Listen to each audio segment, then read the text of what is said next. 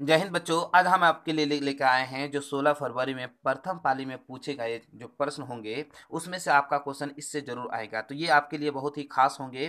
प्रथम पाली हो या द्वितीय पाली, दोनों पाली के लिए बहुत इंपॉर्टेंट है। याद रखिए, इसमें जो क्वेश्चन की संख्या वो कितना हो जाएगा, वो क्वेश्चन की जो संख्या है वो आपका टोटल लगभग कितना हो जाएगा आपका, है ना। कुल प्रश्न की संख्या कितना हो जाएगा, यहाँ पे याद रखिए, कुल प्रश्न की संख्या कितना हो जाएगा, 112 हो जाएंगे। कितने, इसमें पृष्ठ की संख्या कितना हो जाएगा, 48 हो जाएंगे। कितने, 48। याद रखिए, उसमें आपको 50% का क्या करना है, जवाब देना है, 50% का जवाब नहीं देना है। याद रखिए, इतना अगर आप याद रखते हैं, यानी आपका अगर 80 नंबर का ये है आपका ऑब्जेक्टिव है, कितना नंबर, 80 नंबर का ऑब्जेक्टिव है, तो 80 में से आपको कितना बनाना है, 40। कितना, 40। और उसके बाद जो आपका 2 नंबर या प्रश्न है, यानी अगर आपका 10 है तो 10 में से कितना बनाना है, 5 बनाना है। कितना, 10 में से 5, यानी 8 क्वेश्चन दिया रहेगा जैसे ज्योग्राफी में, उसमें 4 बनाना है। लॉन्ग क्वेश्चन में 2 क्वेश्चन दिया रहेगा, उसमें से आपको कितना बनाना है, उसमें से सिर्फ 1 बनाना है। ठीक है, तो हर सब्जेक्ट बाय सब्जेक्ट आपको दिया जाना है। और याद रखिएगा, आप OMR अच्छा से भरिएगा। तो चलिए, ये रहा आपका महत्वपूर्ण प्रश्न। पहला प्रश्न देखते हैं, ये रहा आपका महत्वपूर्ण प्रश्न। देखिए, बहुत ही खास होगा। पहला क्वेश्चन है आपका कि निम्न में से कौन सा भूकंप सर्वाधिक संवेदनशील नगर है। याद रखिए, जो सबसे संवेदनशील नगर है वो कौन सा है, तो वो आपका क्या हो जाएगा, चेन्नई हो जाएंगे। क्या हो जाएगा आपका, चेन्नई हो जाएगा। चलिए अगला वाला प्रश्न देखते हैं। यहाँ पे निम्न में से किसे पिछड़ा राज्य कहा जाता है। याद रखिए, बिहार को पिछड़ा राज्य कहा जाता है। ऑप्शन नंबर सी हो जाएगा राइट आंसर। भारत में वित्तीय वर्ष कौन सा कहा जाता है। याद रखिए, वित्तीय वर्ष जो होता है वो आपका क्या होता है, 1 जुलाई से लेकर 31 मार्च तक, यानी ऑप्शन नंबर सी हो जाएगा राइट आंसर। काउंट काबूर को विक्टर एनुअल एनुअल जो किस पद से नियुक्ति किया था, मतलब इन्होंने जो नियुक्त किया था काउंट काबूर को, वो बताइए किस पद में इसे नियुक्त किया था, किस पद में इसे नियुक्त किया था। तो याद रखिए, प्रधानमंत्री हो जाएगा। क्या हो जाएगा आपका, प्रधानमंत्री हो जाएंगे। ठीक है, चलिए आगे वाला प्रश्न देखते हैं। यहाँ पे है ना, यहाँ पे देखते हैं आगे वाला प्रश्न क्या कहलाता है। यहाँ पे 10 नंबर ये रहा, रक्त एवं लौह की नीति। रक्त रक्त एवं लौह की नीति कि अवलंबन किसने किया था, मतलब रक्त और लौह की नीति का जो शुरुआत किया था वो किसने किया था, आपको बताना है। तो इसका जो राइट आंसर हो जाएगा वो क्या होगा, बिस्मार्क। क्या हो जाएगा आपका, बिस्मार्क। याद रखिए, साम्यवादी शासन का पहला प्रयोग कहाँ हुआ था। साम्यवादी शासन का जो पहला प्रयोग हुआ था वो कहाँ पे हुआ था, रूस पे हुआ था। कहाँ पे, रूस में। बोल्शेविक क्रांति कब हुई। याद रखिए, बोल्शेविक क्रांति, ये बार बार पूछा जाता है। याद रखिए, बोल्शेविक क्रांति कब हुई, आपको याद रखना है। तो ये आपका क्या हो जाएगा, नवंबर 1917 को। क्या, नवंबर 1917 को हुआ था। यानी कांटी तापीय विद्युत परियोजना किस जिला में अवस्थित, मतलब स्थापित है। जो कांटी तापीय विद्युत परियोजना है वो किस जिला में अवस्थित है या फिर स्थापित है, याद रखिए, है ना। इसका जो राइट आंसर हो जाएगा वो क्या हो जाएगा आपका, वो हो जाएगा मुजफ्फरपुर। क्या हो जाएगा आपका, मुजफ्फरपुर। चलिए आगे वाला प्रश्न देखते हैं। ये रहा आपका आगे का प्रश्न, रेल वर्कशॉप कहाँ स्थित है। तो रेल वर्कशॉप जो है वो कहाँ पे, जमालपुर में स्थित है। कहाँ पे, जमालपुर में। सुनामी का प्रमुख कारण क्या है। याद रखिए, सुनामी का जो प्रमुख कारण है वो समुद्र में भूकंप। क्या हो जाएगा, समुद्र में भूकंप, यानी ऑप्शन नंबर ए हो जाएगा राइट आंसर। सुखाड़, सुखाड़ क्या है, सुखाड़ क्या है बताइए, ये बताइए, मानव निर्मित है या फिर प्राकृतिक है या फिर आपका सामान्य आपदा है। तो बताइए ये आपका क्या हो जाएगा, है ना। तो ये क्या हो जाएगा आपका, प्राकृतिक आपदा है, यानी ऑप्शन नंबर ए होगा इसका राइट आंसर, है ना। चलिए आगे वाला प्रश्न देखते हैं।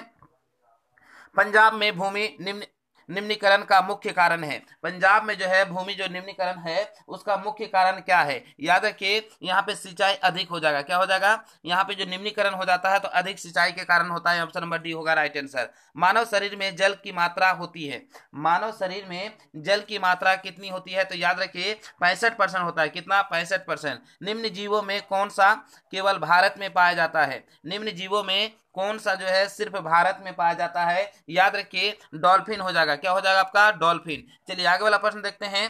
ये रहा आपका आगे का प्रश्न है।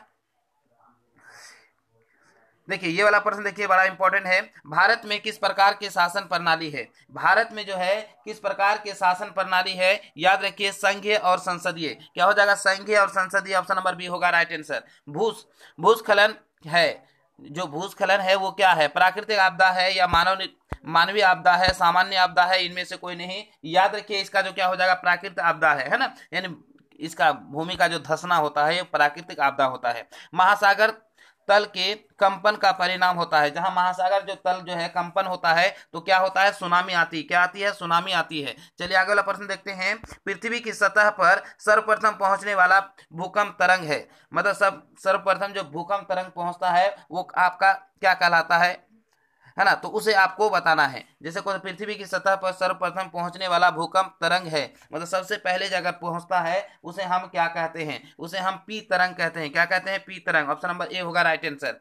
सुनामी का संबंध है, सुनामी का जो संबंध है वो आपको बताना है, तो वो किससे है, समुद्र से है। किससे, समुद्र से। याद रखिए सवाल नंबर यहाँ पे देखिए कितना है, निम्न में से कौन सी बात लोकतांत्रिक व्यवस्था के अनुरूप नहीं है ना, लोकतांत्रिक व्यवस्था के अनुरूप नहीं है, आपको बताना है।